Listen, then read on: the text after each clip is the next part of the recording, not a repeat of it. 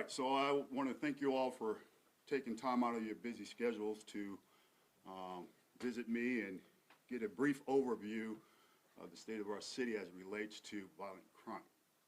So as you know, the last 2 years, 8 months, we've been able to reduce crime, particularly property crime and violent crime, by the tune of a reduction of 2,700 incidents. Now, this particular year, we're still trending down, but not as great. And our shootings are up. And as you heard me say in previous years, shootings is the barometer of crime. So if your shootings are up, nothing else really matters. So here recently, we've had a spike with respect to gun violence. I'm going to go over a couple of incidents, and I'll take questions thereafter. So on August 21st of this year, we had a homicide, 21. 2 additional persons shot. This was at 2223 Malfi Avenue, Apartment A.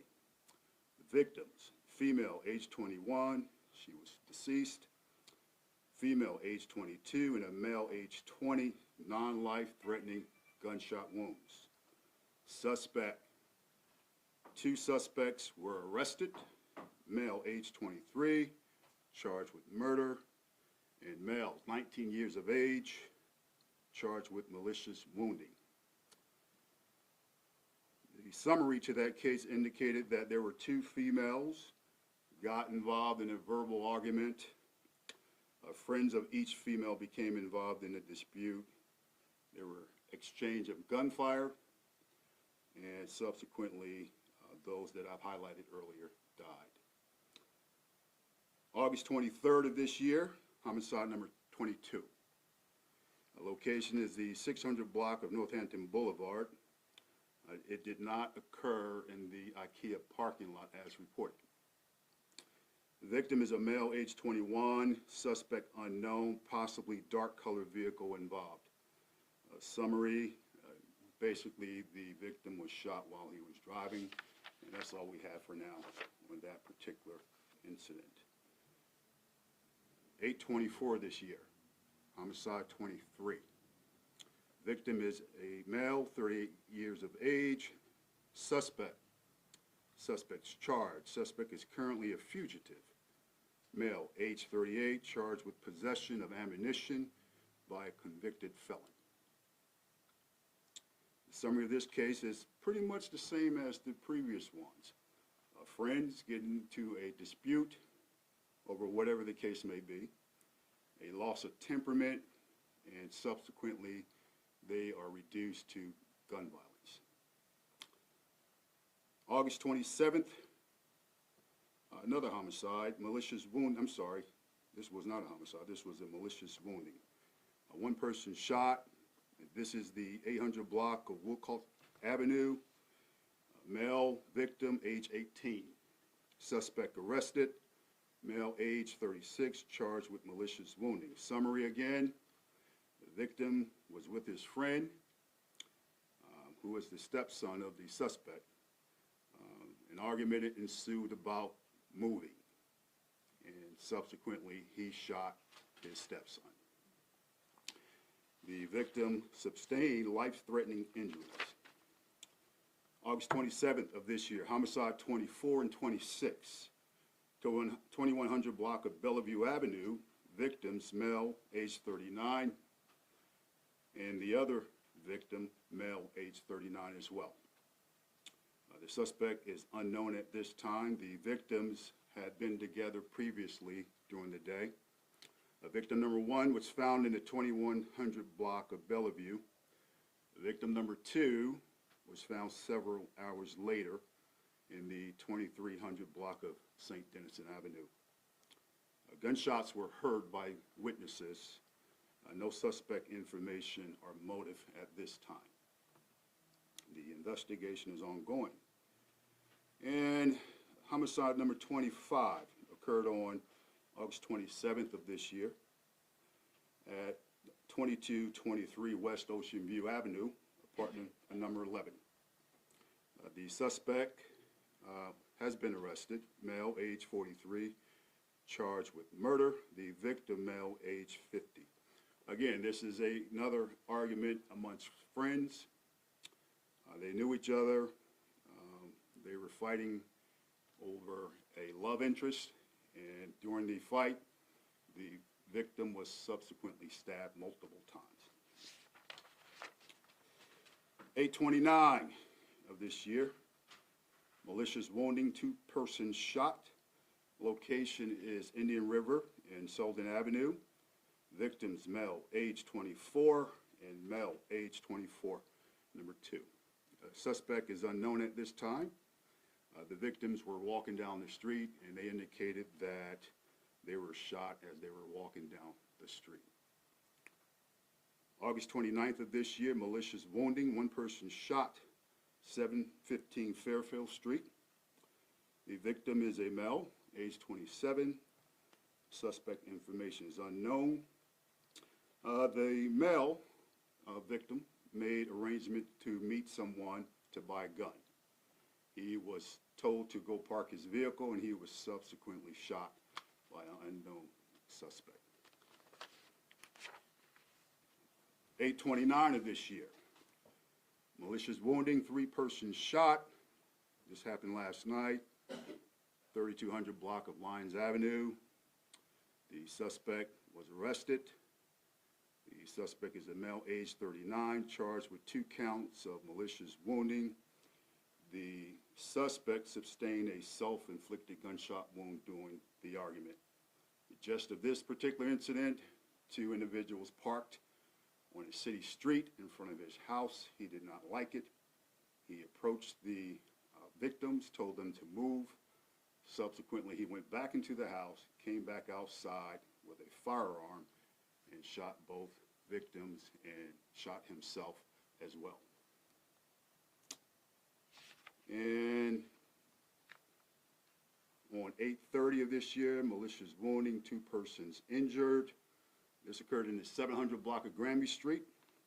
Victims, male, age 29 and male, age 28. 2 victims. The suspect is unknown. The victims were leaving a nightclub. Prior to leaving the club, they had a verbal altercation with another group, and as they were leaving the club, they were shot as well. None of the injuries are life-threatening. I want to underscore that in my 30-year career, if I reflect back on the number of homicides during that time, it greatly impacts young black males. The numbers are staggering, and that's not just within Norfolk. That's any city that looks like Norfolk, which is why I believe this is a public health issue. In Norfolk, the suspect, as well as the victim, generally are black males. That's generally the case in 93–94% of these incidents. This isn't new. This has been the narrative for years. And I'm not sure what it's going to take to fix the issue. I put together some gun data. Over the last 2.5 years, we've captured gun information and how guns are purchased and how they end up traveling in the wrong hands. You have a copy of that information. I would strongly suggest that you do some journalism and take a look at it. It will explain the issues going on here in the city of Norfolk, and not just Norfolk, throughout Hampton Roads and throughout the country. I am a big proponent of the Second Amendment. I have several guns. I completely understand that. But when you look at the data, we clearly have a public health issue as it relates to young black men between the ages of 15 and 34, which is why I am currently working on a public health committee so that we can systematically address the issue. Now, we've tried marching We've tried praying and, wishful thoughts. And, at some point, we got to take a look at systems. We tend to focus on people, and that's very difficult to do, particularly if you're a young man that's in an environment in which all you know, because of the way you brought up or the environment you might have been brought up. Now, I'm not saying that's a broad brush with everyone, but when I look at my data with respect to suspects, victims, most of them never finish school. That's just the reality of it. And they're angry. They have a very, very difficult time managing conflict. And their way of managing conflict is at the end of a gun. I'll take any questions. When you say public health issue, are we referring to mental health? Is that what you're trying to get? What do you mean, expand on that, public health issue? Sure. So when you look at the number of individuals that's greatly impacted by whether it's drugs or violence, and if there's adverse impact to any particular group, I think one has to look at it as a public health issue. So in this particular case, I am talking about specifically gun homicides as it relates to black men. Chief, have you drawn any commonalities among the several that you outlined there in the past week or so? I think that the Fairmont Park, you said that might be related, but how about any of the other ones? These are, completely isolated incidents. The Fairmont Park, right now on the surface, that appears to be a genuine whodunit. As I've said in the past, one of the reasons why our clearance rate, our homicide clearance rate is so high is because we generally know who pulled the trigger. And in those cases in which we have not made an arrest, we know who did it. We just need someone to say who did it. I'll give you an example. We had a young lady over in Huntersville, 70-year-old.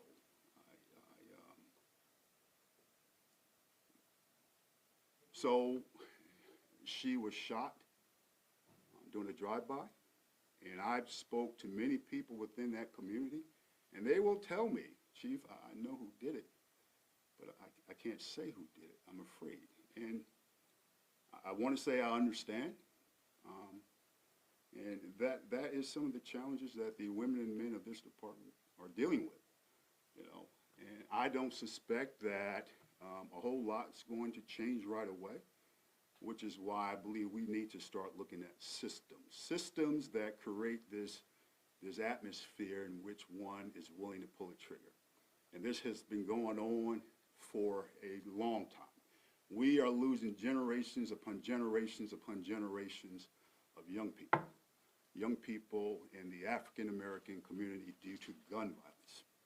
I think if we are going to be a kinder, gentler profession as it relates to law enforcement and as it relates to opioids, we need to look at gun violence the same way. So this public health committee, is that completely new? Is that just now being established? I've been working on this for some time at trying to identify the right people, okay? We are in the embryo stages of it. We will be rolling out some processes here shortly. One of the things we're going to be doing is a public health panel discussion involving folks that have input regarding this issue. And from there, we're going to be doing some strategic initiatives to highlight the systems that are causing some of these incidents, such as easy access to guns. Our youth, not just in Norfolk, I've said this 100 times, it's easier for our youth to get their hands on a gun than it is a job application. And we ought to be ashamed of ourselves. But nobody seems to be synergized behind that concept. But as long as I'm chief, I'm going to continue to focus on this issue. I'm not going to back away from it. I'm going to be challenging folks to take a deep dive, and let's be real about this conversation. So is it targeted to that 15-34 age range. That's correct. Okay. The people involved in these recent shootings have been 39. I am not just talking about these recent shootings. I'm talking about over the course of my 30-year career and beyond that. So the point of this committee is to grow a sense of mental health from a young age or from an impressionable age. Well, that's a part of it. When you look at some of the victims and suspects, when you look at their profile, you know, a lot of them were subject to challenging neighborhoods where violence seemed to be the norm, which is why you have a lot of young kids. We talk about mental health. We have a lot of young kids, not just in Norfolk, but that are exposed to violence all the time, okay? And they grow up with the sense of thinking that's how you handle conflict, okay? And we have to address that. So there would be a multitude of various disciplines at the table to provide input. And I think, again, we have to stop trying to deal with this through people. Although they're part of it, we need to look at systems that create the environment we find ourselves in. Chief, Yes, ma'am. You mentioned the public health panel. Can you give examples of the kinds of people you're looking to speak on this panel? I'm looking for judges. I'm looking for lawyers, mentors, mental health, the health profession. I'm looking for folks from the public school system, of course, police, and various others. Chief, is this recent string of violence especially challenging and offensive to you personally, given the series of outreach events that you had with Guns Down this summer and all the effort that you put into trying to reach out to youth and educate them about guns and curb gun violence? I won't say that it's offensive to me personally. I think what bothers me personally is that this isn't new, okay, which is why I don't embrace it as something that that's new, that's a new phenomenon. But what is bothering me personally is that the lack of energy surrounding the issue. For whatever reasons, people will not galvanize surrounding this issue. I met with Congresswoman Loria a couple weeks ago regarding gun violence here in Norfolk, and I met with Senator Kane last week surrounding the same issue. That gun data documentation that each of you have, I've made public for everyone. I think if every police department was mandated to do that, to capture the data the way it's exposed in that document, it would be crystal clear we have an issue with how guns are able to get in the hands of our youth, felons, individuals that have been convicted of violent misdemeanor crimes. You know, when we are taking guns off folks as young as 11 years old, and nobody bats an eye. Nobody bats an eye. Shame on us. Shame on us. Which people, which groups of people are the ones lacking in energy? I think it's the community. If I'm not going to single out any particular group, I think it's a community effort that's required to address this. And that effort, again, shall focus on systems that create the current system that we see ourselves. You know, when you think about poverty, okay, when you think about folks that are undereducated, you know, and they lose hope, you know, and they are in environments where there's multiple violence almost every day. Okay, you grow up thinking that's the norm, you know, and collectively as a community, we just have not come together with that energy that's required for us to make a difference. You know, the police department can't do this by themselves, and you heard that many and many times. But we do have partners But we need the right partners with the right energy, and it needs to be sustainable.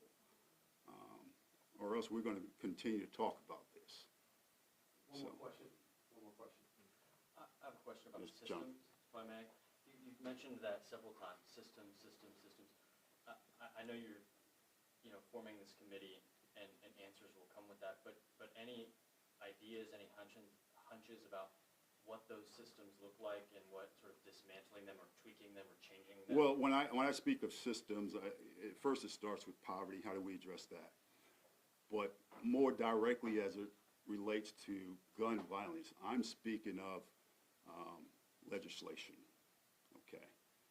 Legislation regarding the mandatory reporting lost or stolen or sold guns. Taking a look at individuals that have been convicted of violent misdemeanor charges. The data shows that, they are prone to pull triggers and universal backgrounds. There is data out there as well as research that indicate certain laws will greatly reduce gun violence. And you can find that in the Rockefeller report that, I believe I gave that to you at one point. So, okay. All right. One last question, if someone wants to get involved with the committee, how do they do it? They just contact you? Just like you're here, we're not hard to find. Okay. Yes, sir. All right, thank you.